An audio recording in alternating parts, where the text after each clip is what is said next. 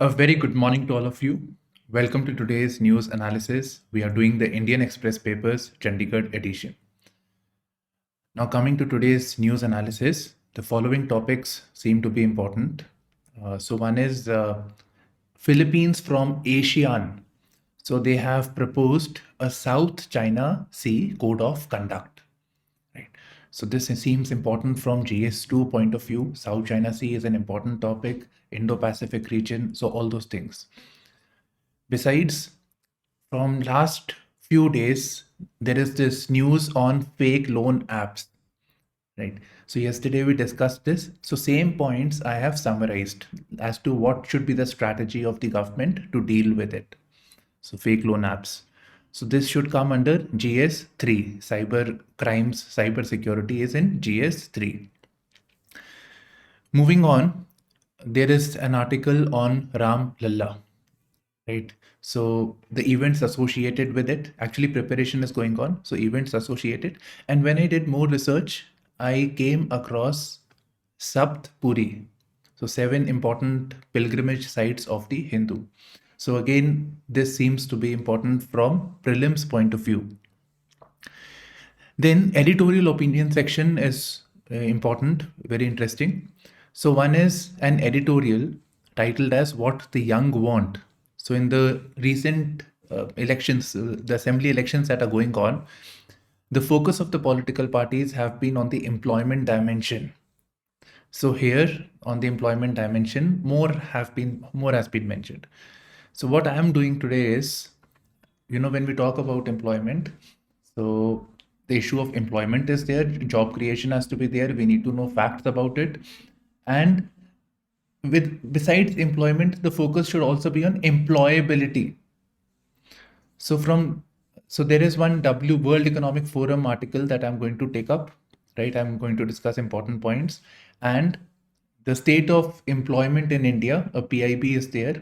So this I have shared with you. In fact, this and this both has been shared on the Telegram. Okay.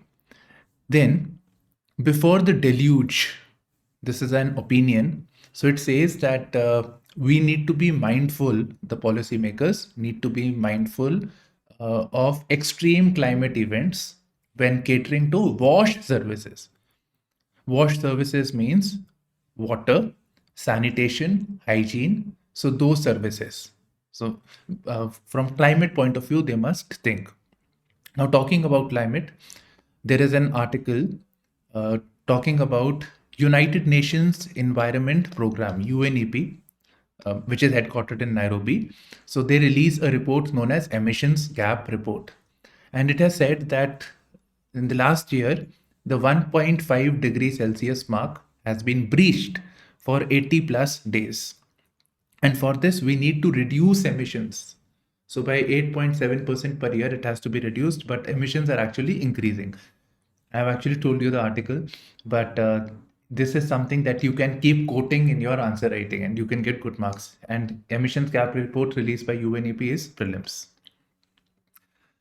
Okay, that's it. From economy news, you can see the topics that are there. Now coming to the front page. So first of all, today's news starts with the international section, the world page. So quickly. So heavy fighting seen around Gaza, right? So that we all know this is happening. There are efforts being made to have humanitarian pauses. So India welcomes that. So all this is going on. And in the meantime, Argentina has had elections and they have a new president-elect known as Javier Milei. Right, so new president-elect. Now, as far as Argentina is concerned, it was reeling under an economic crisis where inflation was very, very high and there was devaluation of the currency. Moving further, this news is important. Philippines invites neighbors to frame South China Sea Code conduct rules, right? So South China Sea conduct rules. So quickly, what is this issue overall, right? That should be the point of view. What is the context of this? So Philippines and China have had bad relations as far as the South China Sea is concerned. So you can see this is the map over here. This is the Asian map. Philippines is somewhere over here. The capital of Philippines is Manila, and this is China over here at the north, and this is the South China Sea. China claims that they have an ancient map which claims that the entire South China Sea belongs to them. They always have maps, right? With India also they have this map where Arunachal Pradesh is part of them, and it keeps expanding. Okay, so they have this map which has this 9 dashes, which demarcates this as the Chinese territory. And in the recent times, they have been more and more aggressive on staking claim over this region. Chinese Navy and putting this rig wells and all those things over here. So obviously, the neighboring countries have a problem.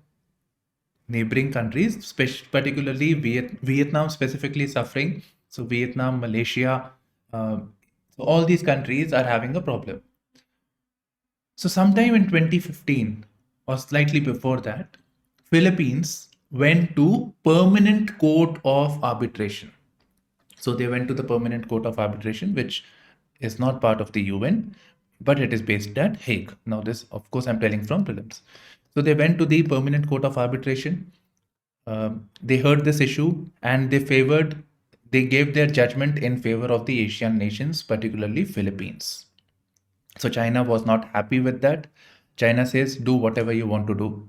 We are not moving away. Right. So China was belligerent. China says, we will do what we want to do. You cannot enforce us to do things we don't want to do. So that is it. So you should see it in this context. So now Philippines is saying there should be a South China Sea conduct rules with its neighbors. So now neighbors includes Asian countries. It also includes China. China has kind of welcomed this move, at least formally they have said so. Okay, coming to the actual front page now.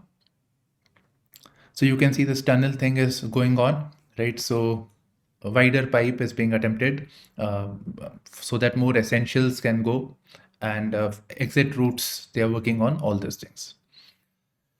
Briefly, life in the tunnel has been elaborated. People are able to go for walks, having yoga. So all this we have been able to get to know from the communications. Plus there is a mental health expert that is working. Okay. Now coming to Satluj River on the northwestern part. So IIT Roper researchers have found a rare metal known as tantalum. So this rare metal has been found, and such strange names, normally these are used in critical sectors, electronic sectors. So there it is required, this mineral, rare metal. Okay. Next. Some states which are affected by the actions of the governor, they have approached the Supreme Court, and Supreme Court is the federal court. Okay, so they have approached the Supreme Court, and one of the reasons is that the governors are not taking action on the bill. So the legislative assembly, Vidhan Sabhas, they passed the bill, the governor is silent on that. So with Punjab it happened, now with Tamil Nadu, Kerala, so all of them are in the action. This is happening. Okay, so once this thing has come, Tamil Nadu governor is taking action, but after 3 years. So bills are pending for at least 3 years. So bills passed in 2020 in Tamil Nadu, but 2023 the governor decides to take action. Now we are not saying governor has to pass the bill, but at least take action. Even if you have to use exercise veto, take action. So that this is being seen. Okay. So one, of course, we can see what are the veto powers of the governor, right? What all things can the governor do as with regards to the bill? So we have the following articles. Article 200 says that the governor may either assent, withhold assent, or reserve the bill for the consideration of the president. Article 201 is when a bill is reserved for the consideration of the president. So that is there. Right. So basic mainly to Article 200. And with regards to the veto power of the president, it is flowing from Article 111 of the Constitution. Okay, so that thing we have done. Now coming to the mains point of view. From mains point of view, of course, the role of the governor is coming to the fore. Neutrality and the objectivity of the governor. So that is one thing that is coming over here. And when we're talking about the role of the governor, if you look closely, this is the governor exercising his discretionary power. The governor has to work in accordance to the aid and advice of the Council of Ministers, but there are certain exceptions. So this is the discretionary power that the governor is exercising. And the main problem when you're writing on this, let's say a question is framed using discretionary power words, then the main issue is that the discretionary powers are actually not mentioned anywhere. They are not codified, and that is the underlying problem. The vagueness and ambiguity in the constitution is the problem. So that is how you can go, rather than politicizing this topic, which may be the truth, but right, we cannot say that. Okay. Now, what recommendations were there? So, from time to time, unions, state or center-state relations have been discussed. There are various recommendations. Most famous of them is Sarkaria Commission, followed by Punchi Commission, which is basically taking points from Sarkaria Commission, and then the second ARC, which takes points from both these committees. So, points are same. Okay. So they have made the following with respect recommendations with respect to the appointment of the governor. Right. So you can take a screenshot by really basically should be of objectivity should be there. The state government should have a say in appointment of the governor. So all should not indulge in active and local politics. Should be outside of that state. So all those things were recommended. Basically, the office role of governor should not be politicized. Next, we hear about some applications where data is taken, loans are provided, and people are not able to pay back. Right. So some scams are taking place with respect to the fake loan apps. Sometimes the data is taken, and then the people are harassed. They get access to the gallery, the photos, and all those things because you give permissions, and then you are harassed. Morphed images, etc. are put. Okay. Now, with regards to this, what steps need to be taken? Now, this I am referring to the PIB actually, plus yesterday's article. So, Reserve Bank of India considered, and I should say considered because action actually has not been taken. So that there should be a positive list or negative list of the apps. That is, positive list means the apps, the companies that can have these apps and offer loans. Negative is those who are found to be doing wrongful conduct, they are banned. So there should be at least some sort of a positive negative list. Any of them. Okay. Next. When we know this is happening, right, we should direct these companies like Google Play Store, Apple Play Store to not host these apps for downloads. So to restrict downloads, that should be one priority. Then these companies, they are posting their ads on social media platforms. We have all seen it actually, right? So social media companies need to be directed to take measures on this matter. So advise to check and audit the advertisements. They are not doing this. They say that it's not our responsibility, but it seems more of an issue of corporate greed because these companies work on ad revenues. Right. So these are the steps that need to be taken. Now, one more point that we can use is this was with respect to Canada's approach to artificial intelligence, actually, but it makes sense over here also. So the framework should deal around prevention, detection if wrongful thing is seen, and then taking action. So prevention, detection, response, PDR approach. Okay, now moving on.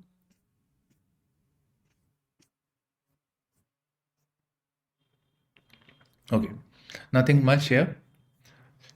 This SFJ founder Guru Patwant Singh Pannu, who said that he will hijack Air India and it will be bombed. So all those things. So he has rightfully been booked by booked by NIA under the Unlawful Activities Prevention Act.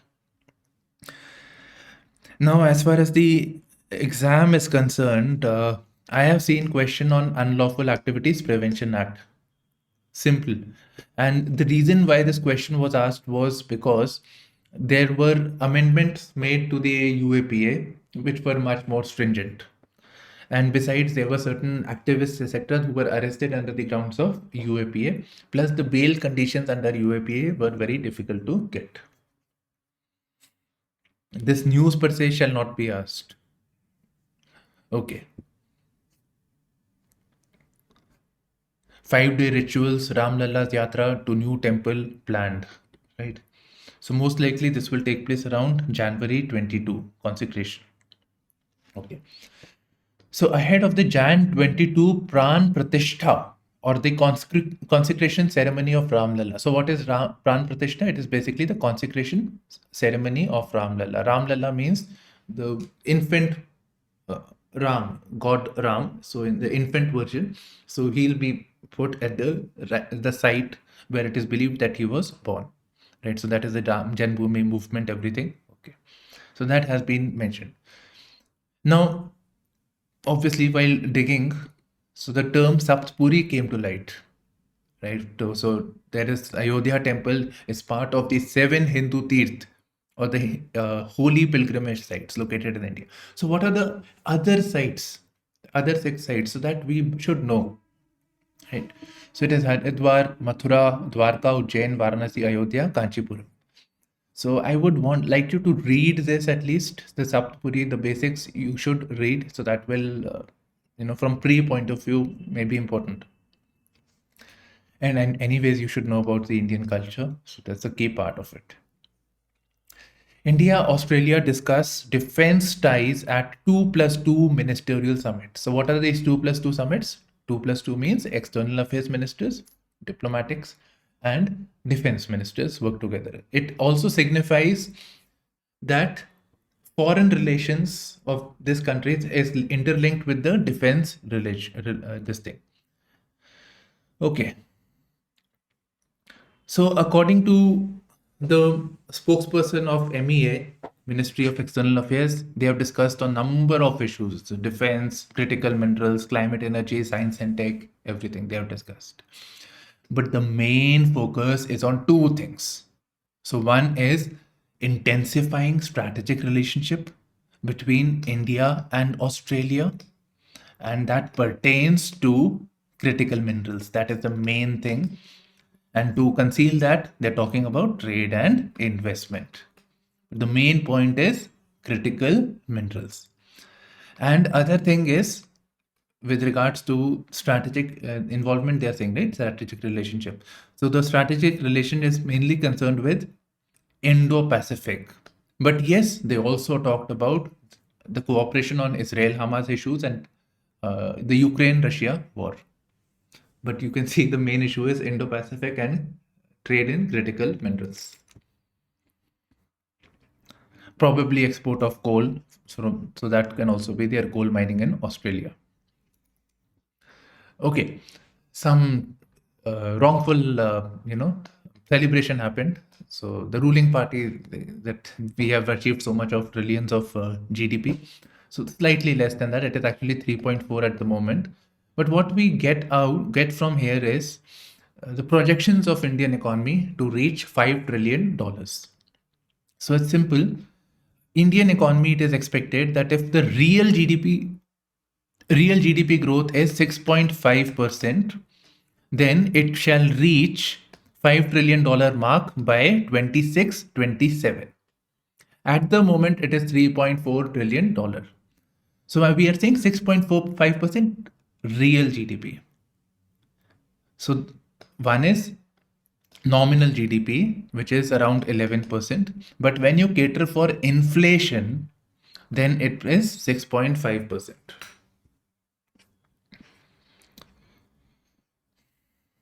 Coming to the editorial opinion section. World Cup, right? So we're not doing that. We will not talk about World Cup anymore. Okay, because the head has broken hearts. Okay, coming to the important topics now. This one is the most important, what the young want. Right. Okay. So elections are taking place, assembly elections, and then of course the union election will take place. And over there, if we see the narrative, it is for the need to heed the clamor for jobs. So there is a clamor for jobs. If we look some of the promises that have been made by the political parties, it is to address the issue of delays in entrance exams, uh, then this scams associated with government jobs, professional degrees, all that things. Congress has promised that there shall be a job calendar. Nothing great in that actually. So there should be a job calendar, but then there should be compliance with that. And BJP saying that for example, for Telangana, they will bring in reforms in the Public Service Commission so that timely exams and all those things take place. Now we all know, even with Uttarakhand also, like I was teaching in Uttarakhand, Dehradun, so they wait for election cycle, they go according to that only, right? That time the announcements are made. So yeah, politicization of government jobs, whichever way you want to frame it, that can be done. Okay. Now the states where elections are going, now these are important. This is important. We are seeing that youthful unemployment rate is fairly high. 15.1% in Telangana, 12.5% in Rajasthan, 11.9% in Mizoram, right? So that's how it is going. It is fairly high. In fact, on an average, the unemployment rate is about 7 to 8%. So that is the rate. And certain states, it is very bad, right? So in certain states, it is double of that. Okay, so basically we find the issue of unemployability.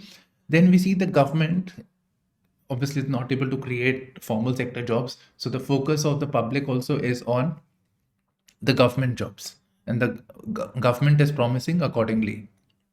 So that is problematic. Now, some of the important ways by which we should prepare this topic, some important facts, all that thing. Now, when we talk about such a topic of unemployment, etc., so there we need to look at it from two ways, going by the pattern of the exam also. So one is about employment creation, right? So employment creation has to be there. So that is one thing. The other is employability. Employability is looking at the dimension of skilling. So employability and employment. So these are the two dimensions. And when we talk about moving to employment, when we talk about employment, it should be formal employment. Everybody gets employment, but we're talking about quality jobs being created. So that should be the agenda. Now, with regards to this, the government says that we want job-led growth. We want they want to prioritize labor-intensive sectors like textile. Yesterday, we said that mining is far more labor-intensive, so those sectors. Government is saying that we will increase the share of population in the manufacturing sector. So move people away from farming to the manufacturing sector. 25% of the labor force should be absorbed in the manufacturing sector, which is presently at 17% according to the National Manufacturing Policy. And besides, government is focusing on self-employment, that is microfinance institutions being promoted so that people, using mudra, Swanidhi schemes, all those things. So that is the focus. And again, for formal employment, the ease of doing business, the creation of the labor codes, the bringing in of the GST, so all those things are there. So as to the measures taken by the government to boost employment, so here I have shared the PIB. There is only one PIB link that I have shared. So all these points are, you can mention these points. Plus you can study them from pre-sector also, for prelims also. So fairly exhaustive coverage of employment domain is covered over here. Coming to the skilling thing, we need formal skills, right? Formal skills, so that is there. Formal skilling has to be done. Now there are different facts associated. Some say we need we need to increase the number of skilling. At present, only 5% of formally skilled. Some say 2%, but it is well below that of China or any other country. Again, when you have to state, you have to give this fact also while writing your answer. Moving on. let's say even when we have formal skilling, imagine engineers, but when they go for the placement drives, it is found that there is a gap what the college is providing and what the industry needs, right? So industry academia gap should be bridged. This can be done by involvement of the private sector in the academia. That is the best way of doing it. Plus engagement in the soft skills. Soft skills, you may have the skills over here but not soft skills of communicating and dealing with the people, then that there is not going to help you. Now with regards to employability, you may refer to this article, how can job creation keep pace. This is talking about employability. And here again we get a very interesting fact. It says that the Indian workforce is growing by 12 million each year. So every year, 1.2 crore people are joining the workforce or will join the workforce. And we therefore need to create as many jobs every year. But we are actually only creating 5.5 million jobs. This is something that you can use for employment one, especially that so many jobs have to be created, and that will, really draw the attention of the examiner on your points. Okay. Now, more pointers over here. You can also use these facts. For example, 65% of India's population is in the working age. We are experiencing a demographic dividend. Mean age of India is 30.9 years, according to, in the year 2021. So these are some other facts.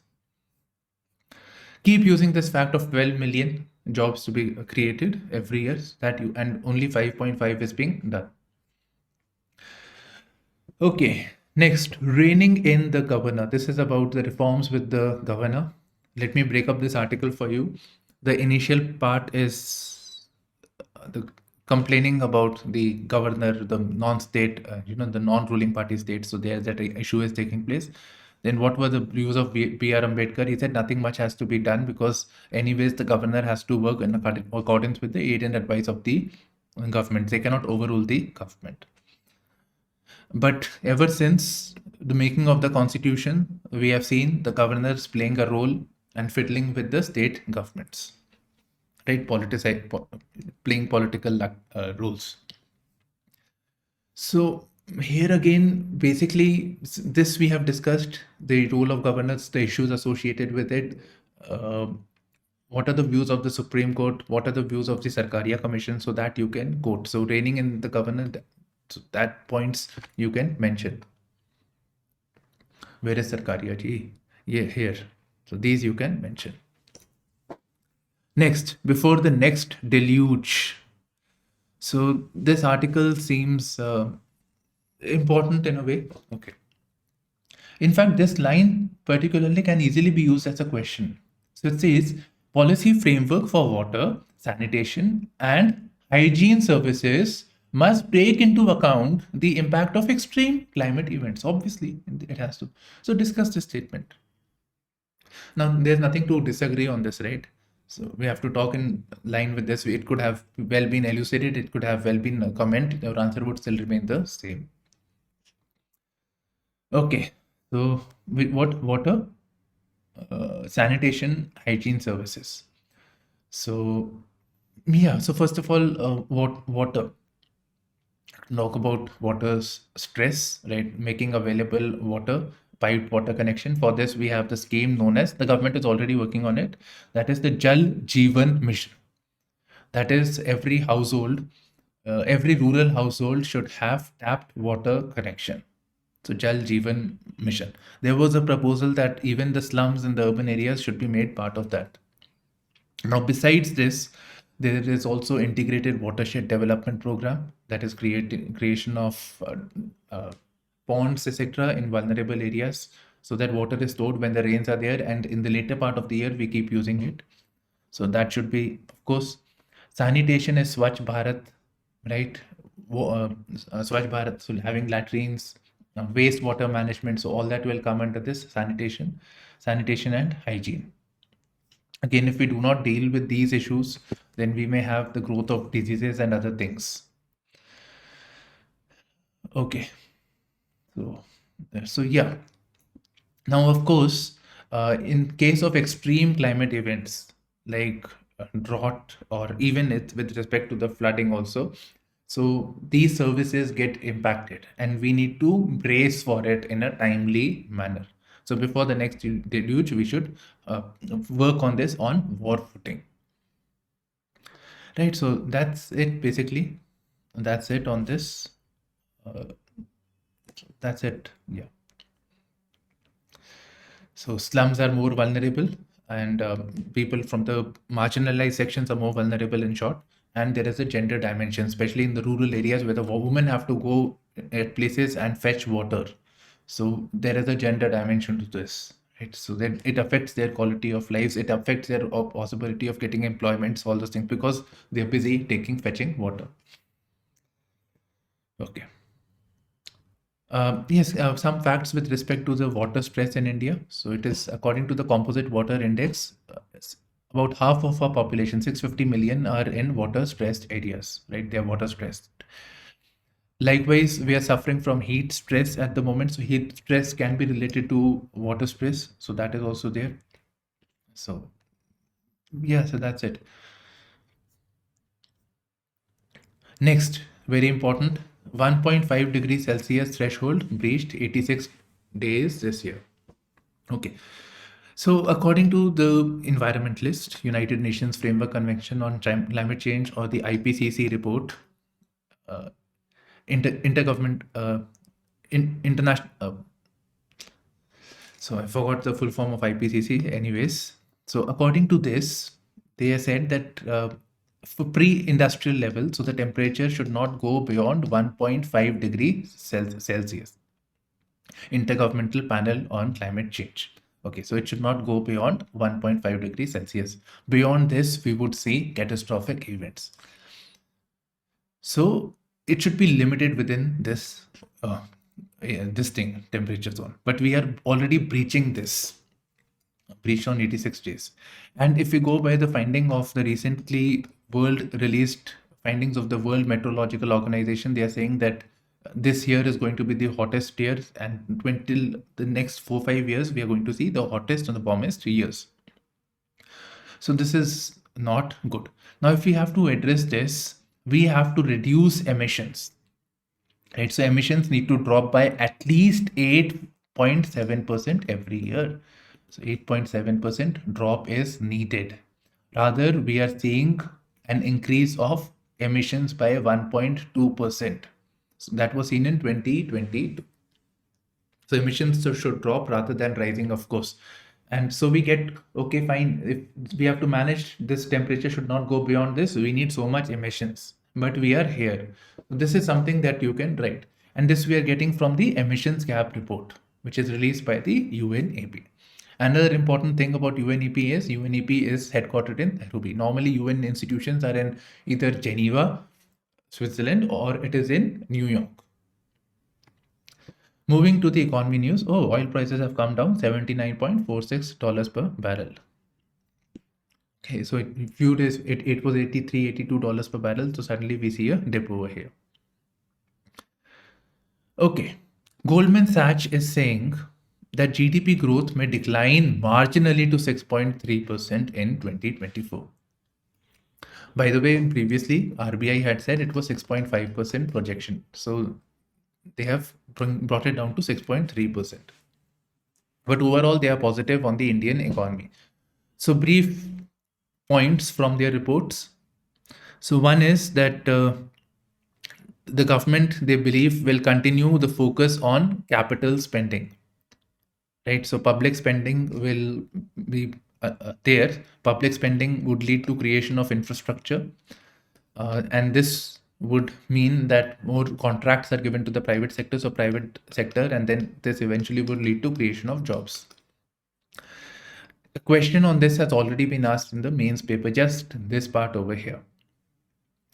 Besides, they are positive on inflation being under control. It will eventually reach that 4% level, so that will be achieved.